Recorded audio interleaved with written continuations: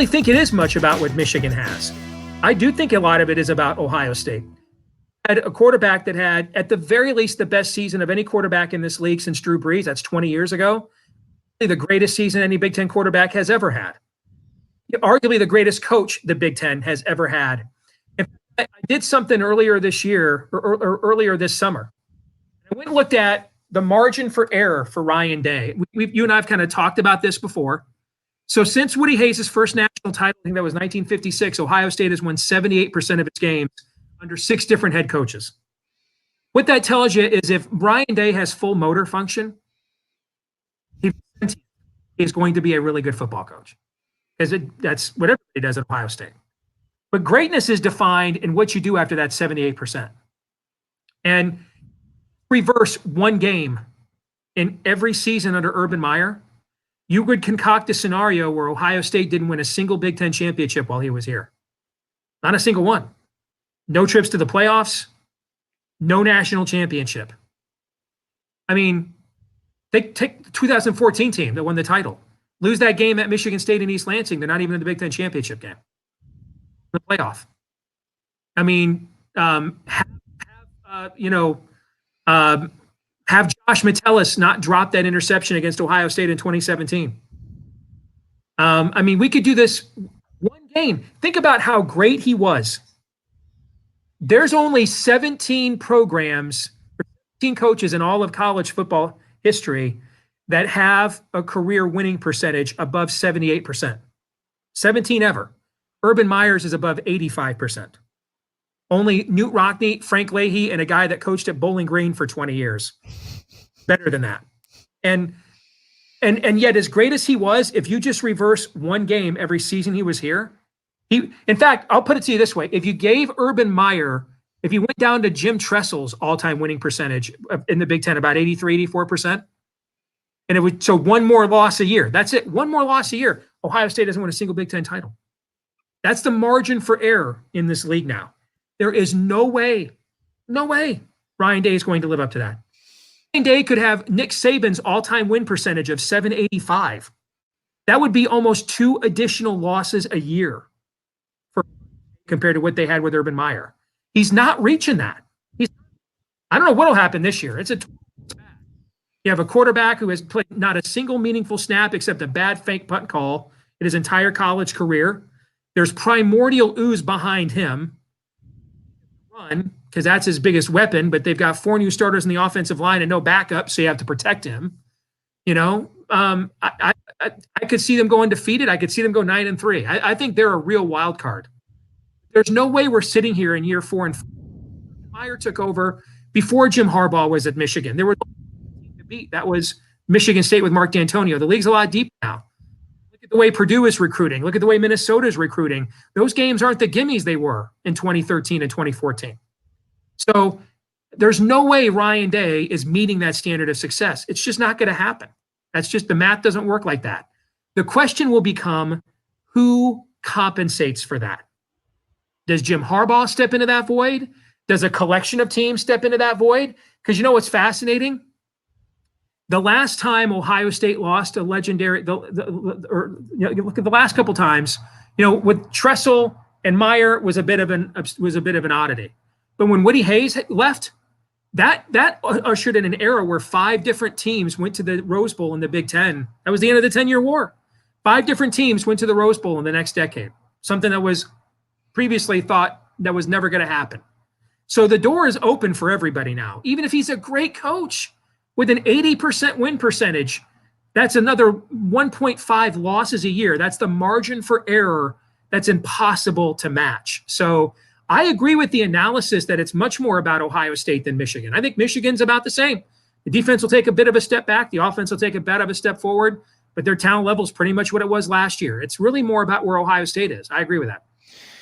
So my math might be a little bit off, but 9-3 is certainly a 75% winning percentage. 10-2 is probably 83% or something in that range. So if Ryan Day alternates between 9-3s and 10-2s, he's not winning championships, but he's going 80%. Yeah. He's winning 80% of his games. Looking back at Jim Tressel's run, now the reason his winning percentage didn't match Urban Meyer's is he had 2 down years. His first year, 7-5, then he had an 8-4, but otherwise they dominated the Big Ten under Jim Tressel. Sure. They went to 3 national that's championship historically games. what domination looks like. What domination looks like is you have 3 great years and then a down cycle year, 3 great years and then a down cycle year. Urban Meyer never had a down cycle year. He had like a down cycle week against Iowa and Purdue. All right. But that just doesn't happen. Okay. I mean, and it's not going to happen again. You're never going to see that ever again, ever. If you're 3 years old watching right now, and you live to be 100, I promise you're never going to see another coach in the Big Ten 902 win percentage. I promise. You know why? Because we played this damn sport for 150 years, and no one did it before, which is a pretty good indication it's really hard to do. So no one's going to probably do it again. All right. If you're awakening Ohio State fans, because you know what most of them do when they look at Urban Meyer's run at Ohio State, they think of all the what ifs. They think, yeah, you went 86-9, but it should have been so much better because if you would have cleaned up like you should against Iowa and Purdue, we should have been winning national championships left and right. That's what they do. That actually proves my point. No matter how great and all-time level of greatness, there's still the margin for error is this slim. I mean, you've got, if Nebraska gets its footing back, and I think it's somewhat limited how great they can be because of where their recruiting base is in our league compared to where they were in the old Big 8 or the Big 12. But let's say they are a 9 to 10 win team 3 out of every 4 years too. We're now talking arguably 4 of the 10 greatest programs of all time are just in the Big Ten. And if you're Ohio State and Michigan, you're going to play, that group, there's going to be 3 of you guaranteed to play each other every single year. And then depending on how the schedule rotation goes, you might throw in Nebraska in there most years too. And that's not even counting the Barry Alvarez era at Wisconsin. There's only 2 coaches in the history of this league that have 3 Rose Bowl wins. One's Woody, Barry Alvarez is the other. And yes, I know Paul Chryst is the coach, but don't pee on me and tell me it's raining. This has been the Barry Alvarez era since 1993. It's his program, all right? You look at the consistency of Iowa. They've had 2 football coaches since 1978. 2. Hayden Fry, who's a Hall of Famer, and Kirk Ferentz, his win percentage is right on the borderline of being 1. Michigan State is coming out of the best year it's had since the Duffy Doherty era in the mid to late 60s under Mark D'Antonio, and it looks like that's kind of winding down now. So even without those programs I just mentioned that are operating at a historical level of efficiency by their all-time historical standards, Ryan Day is walking into a situation where Nebraska is probably going to be better than it ever was when Urban Meyer was here. When Michigan is consistently now going to be as good and recruiting as high as it ever was during the time that Urban Meyer was here. Now that we're into full-bore Harbaugh recruiting every year. Where Penn State clearly has the Sandusky scandal behind it. Now, we don't know how good of a coach that James Franklin is. His record at Penn State when he's got Saquon Barkley and Trace McSorley in the same backfield is he won 85% of his games.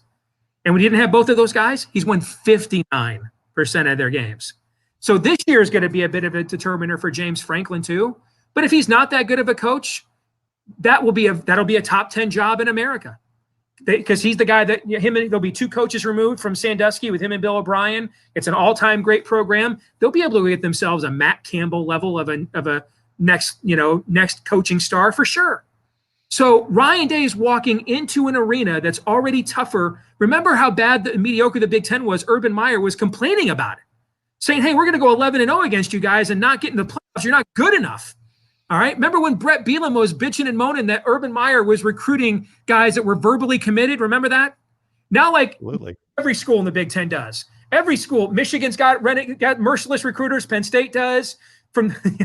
Purdue hired one. Minnesota hired one. Everybody's recruiting like that in the league. There's no way he's going to be this good.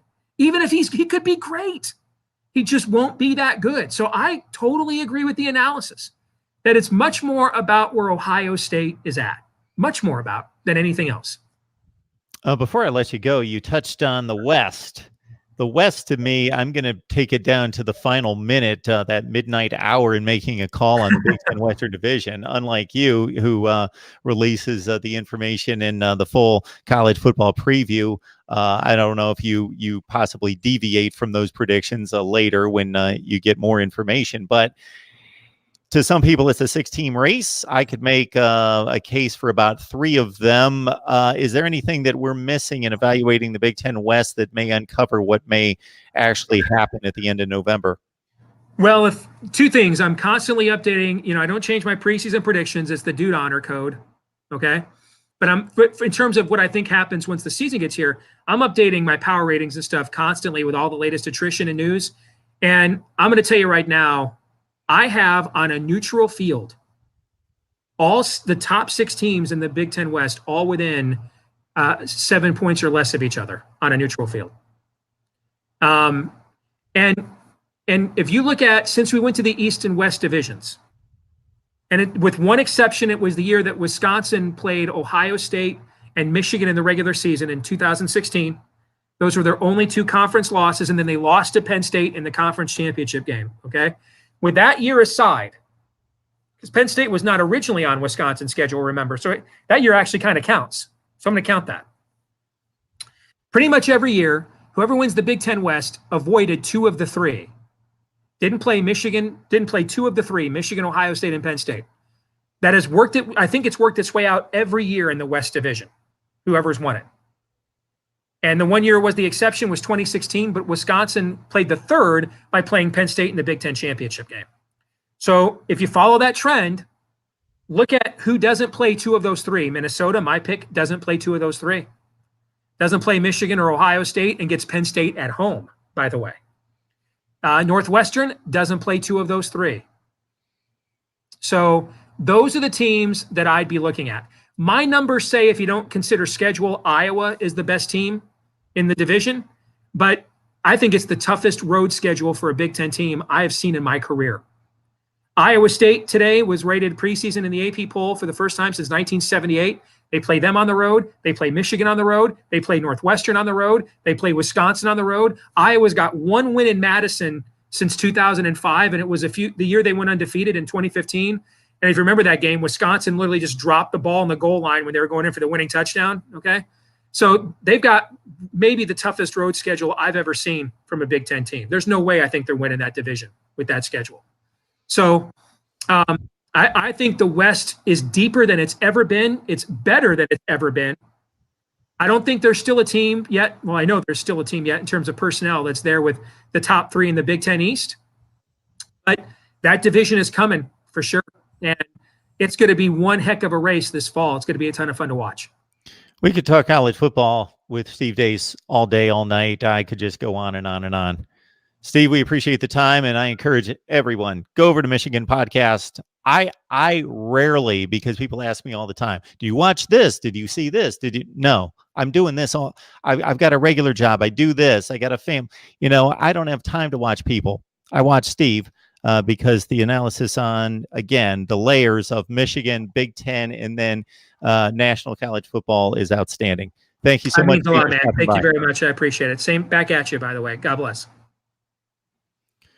All right, Steve. Good stuff, man. I appreciate it. You got it, brother. We will talk.